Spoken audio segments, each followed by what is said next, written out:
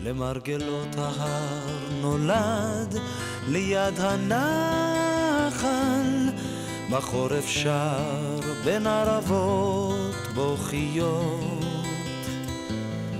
בקיץ בין אורות בצעי המים,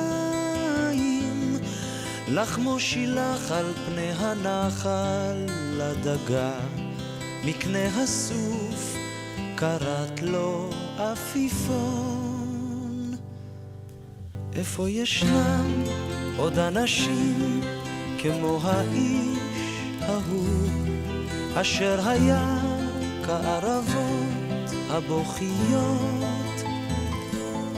איפה ישנם עוד אנשים כמו האיש ההוא, אשר היה כערבות הבוכיות?